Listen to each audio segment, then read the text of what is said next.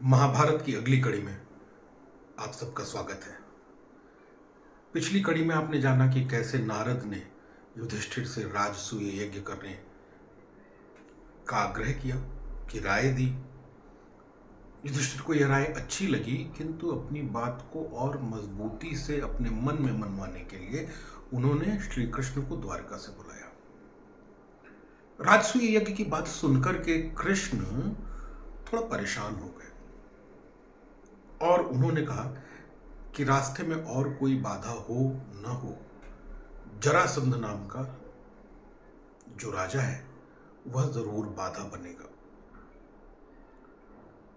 तो युधिष्ठिर ने पूछा, आखिर आपके रहते जरासंध से हमें कैसे समस्या आ सकती है? आखिर वह इतना बलशाली कैसे हो सकता है कि आपके साथ रहते भी हम उसे न जीत पाए? तो कृष्ण कहते हैं कि जरासंध बहुत ही ताकतवर राजा है। वह भगवान शिव का अनन्य भक्त है। कहते हैं कि भगवान शिव ने उसे साक्षात दर्शन दिए।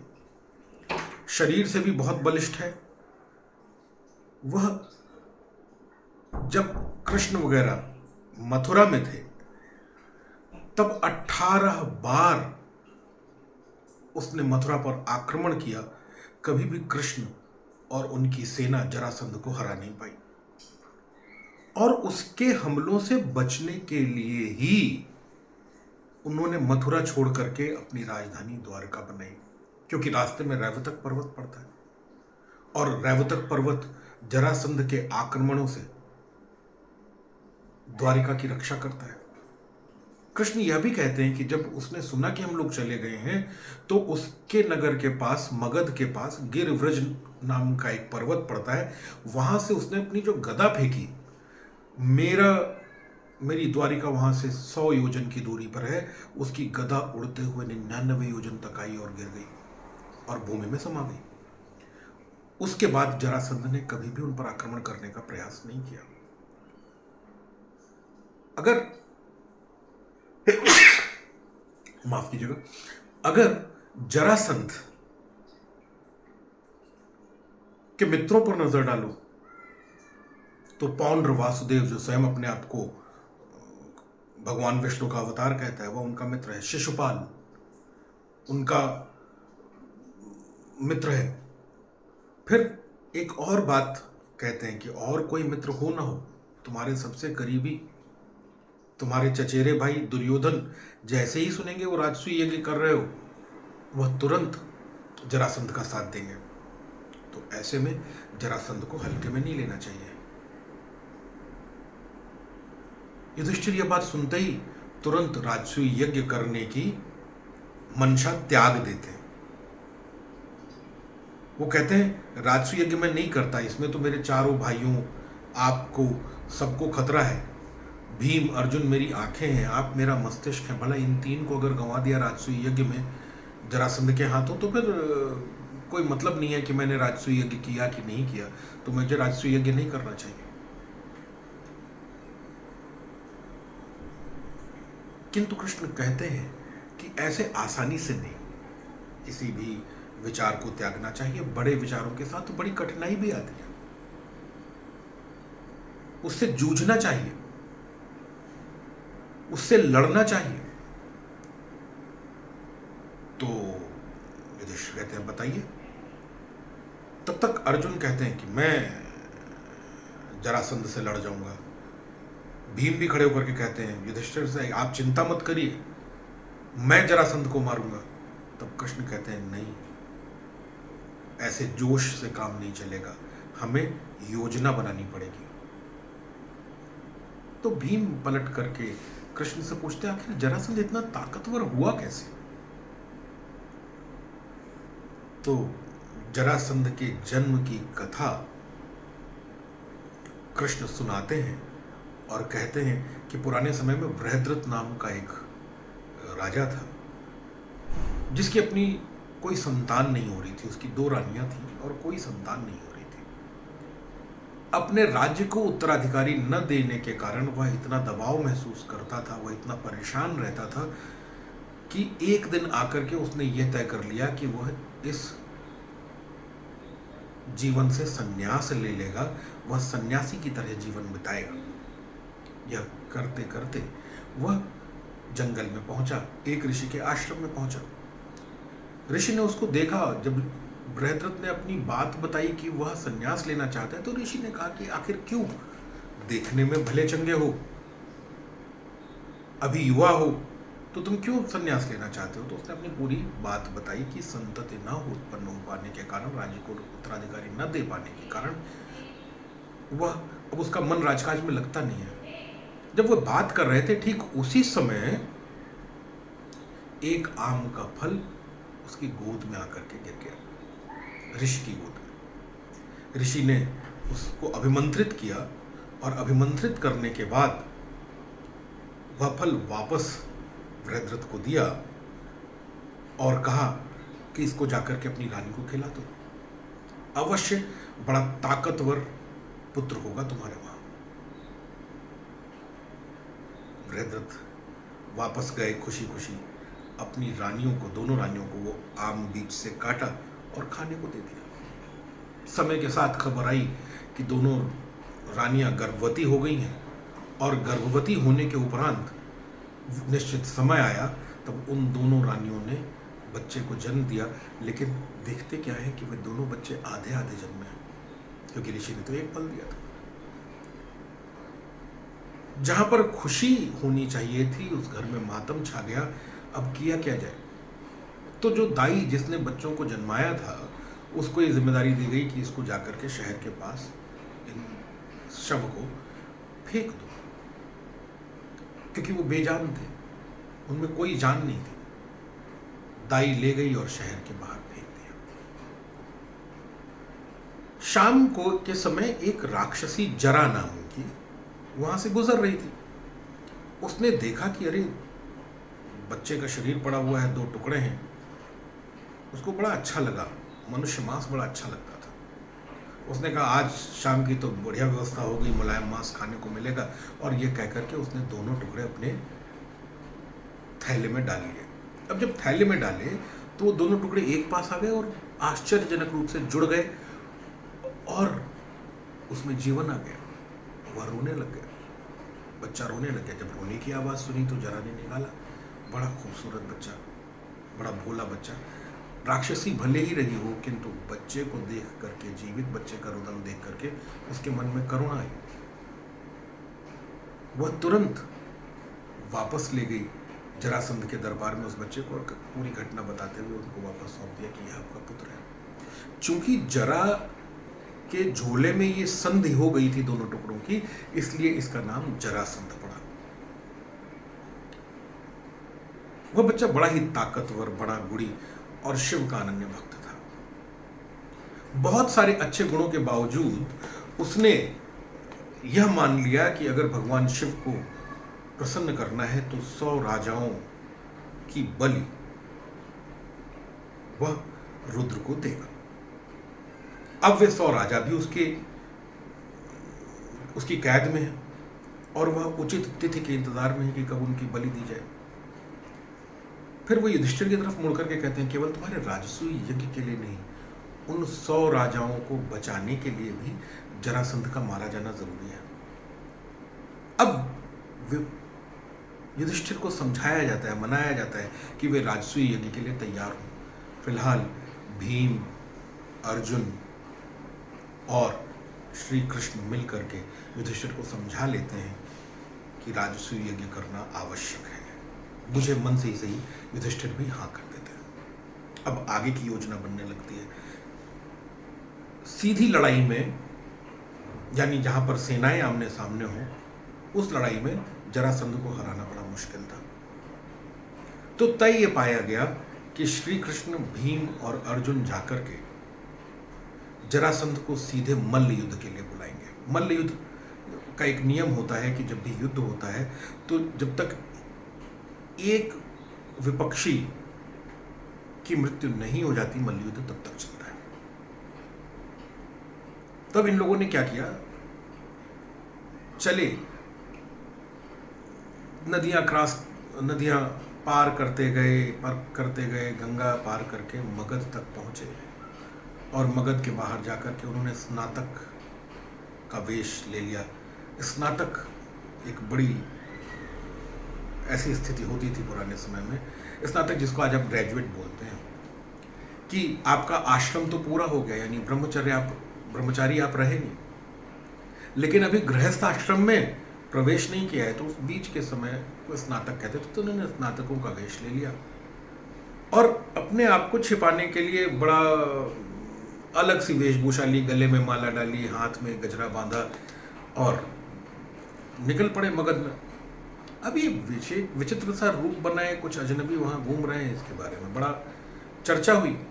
खैर, इन लोगों ने क्या किया, जरासंध के महल में मुख्य द्वार से जाने के बजाय उसके महल की दीवार को छलांग मार करके वो अंदर गए और पकड़ लिए गए। पकड़ने के बाद उनको जरासंध के सामने ले जाया गया। अब जरासंध ने उनको देखा। जरासंध कैसा भी हो, बड़ा विद्वान था। वह देखते ही बोला, आप लोग स्नातक के वेश में हैं, किंतु फूलों की मालाएं वगैरह पहन रखी हैं, जो स्नातक वेश वाली लगती नहीं है। फिर आप मित्र भी नहीं हो, क्योंकि अगर मित्र होते तो सामने के दरवाजे से आते, मुख्य द्वार से आते, आप फांद करके आए हो, लेकिन आपकी हालत शत्रु वाली भी नहीं लगती। खैर, मैं आपको मेहमान मानता हूं और आपका स्वागत करता हूं। और ये कह करके उनको कुछ खाने पीने को दिया गया और फिर उनके आने का प्रयोजन पूछा। तो कृष्ण कहते हैं, मैं अभी वो जरासंध पहचान नहीं पाया कि ये तीन लोग कौन है। ये कृष्ण, अगर मैं बोल रहा हूं तो वो आपके संदर्भ के लिए बोल रहा हूं। कृष्ण कहते हैं कि हम आपकी कैद से उन राजाओं को छुड़ाने के लिए आए हैं। वैसे आप बहुत धार्मिक हैं, हमने आपका नगर देखा, हर तरफ महादेव के मंदिर, हर तरफ शिव की पूजा चल रही है, शांति का माहौल है, प्रजा खुश है, लेकिन आपने 100 राजाओं को बंदी बना रखा है। यह क्रूरता का काम है, तो हम आपको उससे छुड़वाने आए हैं। तो जरासंध थोड़ा सा सीधा होकर के बैठा और बोला, मैं कुछ समझा नहीं, आप अब मुझसे कैसे छुड़वाएंगे। तो वो कहते हैं, कृष्ण कहते हैं, हम आपसे मल्ल युद्ध करेंगे। मल्ल युद्ध करोगे? तुम तो देखने से पहलवान लगते नहीं हो, तुमसे तो मैं करूंगा नहीं। बाकी पहले अपनी पहचान बताओ, अभी तो ये भी पता है कि तुम स्नातक नहीं। तो वो कहते हैं, कृष्ण कहते हैं कि तुम पहचान नहीं पाए, ये अर्जुन है जो तीसरे नंबर का पांडव है, यह भीम है जो युधिष्ठिर का छोटा भाई है, और मैं हूं कृष्ण। कृष्ण का नाम सुनते ही जरासंध खिलखिला के हंस पड़ता। अच्छा, 18 बार के भगोड़े। याद रखिएगा, भगवान कृष्ण का एक नाम रणछोड़दास भी है, जो हर बार भाग जाते थे। तुम मुझे कभी नहीं हरा पाए और तुम कह रहे हो मल्ल युद्ध करोगे। जिसको मैंने इतनी बार हराया हो, जो मथुरा छोड़ करके मेरे डर से भाग गया हो, जिसका पीछा मेरी गदा ने किया हो और डर करके रैवतक पर्वत के पीछे रह रहा, मैं इस लायक नहीं समझता कि मैं उससे युद्ध करूं। रही बात अर्जुन को, तो देख करके वो बच्चा लगता है और मैं बच्चों से युद्ध नहीं करता। हाँ, ये जो भीम है, ये लंबे चौड़े पहलवान जैसे लग रहे हैं, हो सकता है यही मुझसे थोड़ी देर मुकाबला कर पाए, तो ठीक है, मैं मल्ल युद्ध के लिए तैयार हूं। अब मल्ल युद्ध का मतलब है एक की मृत्यु निश्चित है, चाहे वह भीम हो, चाहे वह जरासंध। जरासंध को अपने हारने की कोई भी आशा नहीं है, किंतु फिर भी राजा होने के नाते अगर मल्ल युद्ध के लिए जा रहे हैं तो राज्य को एक उत्तराधिकारी देकर के जाना होता है। तो अपने बेटे सहदेव, ध्यान रखिएगा, एक नकुल सहदेव वाले सहदेव हैं, एक जरासंध का बेटा है, वह भी सहदेव है। सहदेव का राज तिलक करते हैं कि मेरी अनुपस्थिति में यही राजा होगा, और युद्ध की तैयारियां, मल्ल युद्ध की तैयारियां शुरू हो जाती हैं। निश्चित समय पर मल्ल युद्ध शुरू होता है। कभी भीम भारी तो कभी जरासंध भारी। कहते हैं कि युद्ध 14 दिन 14 रातों तक लगातार चलता रहा। 14 दिन के बाद भीम धीरे धीरे धीरे धीरे थोड़ा जरासंध पर भारी पड़ना शुरू हुआ, और आखिरी में एक समय ऐसा भी आया जब भीम ने जरासंध को बीच से फाड़ करके उसके 2 टुकड़े कर दिए। किंतु जैसे ही जमीन पर डाला, वे टुकड़े आपस में फिर से जुड़ गए और जरासंध लड़ने के लिए उठ खड़ा हुआ। भीम और अर्जुन के काटो तो खून नहीं। अब तो हार निश्चित है। एक ऐसा व्यक्ति जिसको फाड़ करके डाल दिया और वो वापस खड़ा हो गया, अब उससे कैसे लड़ा जा सकता है? भीम को तो उसे एक ही बार मान रहा है, भीम उसे 100 बार मार सकते हैं। भीम ने 1-2 बार और फाड़ करके डाला, लेकिन वो फिर जुड़ करके खड़ा हो गया, युद्ध करने लग गया। भीम पर थकान हावी हो रही थी। यहीं पर कृष्ण ने एक पेड़ से एक पत्ती तोड़ी, सही समय का इंतजार किया, और जैसे ही भीम ने उसकी तरफ देखा, पत्ती को फाड़ा और बाएं वाले भाग को दाईं तरफ और दाएं वाले भाग को बाईं तरफ फेंक दिया। इशारा समझ में आ गया कि अगर दोनों धड़ बराबर एक साथ पड़े होंगे तो जुड़ जाएंगे, लेकिन अगर उलट पड़ जाएंगे तो वह नहीं जुड़ेंगे। भीम को देर नहीं लगी वह इशारा समझने में, और थोड़ी देर के युद्ध के बाद जैसे ही उसने जरासंध को बीच से फाड़ा, बाएं हिस्से को दाईं तरफ, दाएं हिस्से को बाईं तरफ फेंक दिया। अब वे जुड़ नहीं पाए। जरासंध के मरते ही चारों तरफ सन्नाटा छा गया। ठीक वैसे ही जैसे, बहुत बढ़िया उदाहरण तो नहीं है लेकिन वही आ रहा है दिमाग में, जैसे जब तेंदुलकर खेला करते थे और उनके आउट होने पर सारे स्टेडियम में सन्नाटा छा जाता था, ठीक वैसा ही सन्नाटा छा गया। उनका बेटा, वहाँ के नागरिक मगध के सब लोग भयभीत हो गए कि अब ये लोग क्या करेंगे, आखिर उनके राज्य का क्या भविष्य है। तुरंत कृष्ण खड़े होकर के कहते हैं, भयभीत मत होइए। जरासंध एक महान राजा था, एक महान महावीर था। मल्लयुद्ध क्षत्रियों का धर्म है, वह अपना धर्म का पालन करते हुए मारा गया। आप सब लोगों तक इसकी कोई परेशानी नहीं आएगी। फिर उसके तुरंत बाद वह सहदेव जो पुत्र था उनके पास जाते। रही बात राज्य की, तो तुमको जरासंध राजा बना करके गए, तुम राजा ही रहोगे। बस तुमसे एक ही सहयोग अपेक्षित है कि जब युधिष्ठिर राजसूय यज्ञ करें तो तुम उस राजसूय यज्ञ में शामिल हो आकर के, विरोध नहीं करोगे। सहदेव डरा हुआ था, भयभीत था, उसे बात माननी ही थी। इसके बाद वे लोग, ये तीनों लोग उस जगह पर गए जहां 100 राजा बंद थे। उन 100 राजाओं को इन्होंने मुक्ति दी। मुक्ति पर उन राजाओं ने अपना आभार व्यक्त किया। आभार व्यक्त करते हुए श्री कृष्ण ने यही कहा कि आप सबको युधिष्ठिर के राजसूय यज्ञ के समय युधिष्ठिर का सहयोग करना है और आपको इंद्रप्रस्थ में ही रहना है। वे सब सहर्ष तैयार हो गए। तो राजसूय यज्ञ के प्रारंभ से पहले ही कृष्ण ने वह कांटा अपनी योजना से निकलवा दिया जो राजसूय यज्ञ के लिए सबसे बड़ा रोड़ा बन सकता था। बड़े खुशी खुशी ये लोग इंद्रप्रस्थ गए और वहां युधिष्ठिर को सूचना दी। युधिष्ठिर हर्षित हुए और उन्होंने सहर्ष राजसूय यज्ञ की तैयारियां शुरू करा दी। जैसे ही राजसूय यज्ञ की तैयारियां शुरू हुई, तुरंत श्री कृष्ण बोले, अब मुझे द्वारिका जाना होगा, द्वारिका मुझे बुला रही है। मैं राजसूय यज्ञ पर सभी वृष्णियों के साथ वापस आ जाऊंगा जल्दी से जल्दी, लेकिन अभी मुझे द्वारिका जाना है। शायद कृष्ण जरासंध के मारे जाने की खबर खुद, इससे पहले कि हवा में उड़ती उड़ती पहुंचे, खुद द्वारिका पहुंच करके बताना चाह रहे थे। राजसूय यज्ञ की तैयारियां धूमधाम से शुरू हो गई। आज की कड़ी में बस इतना ही।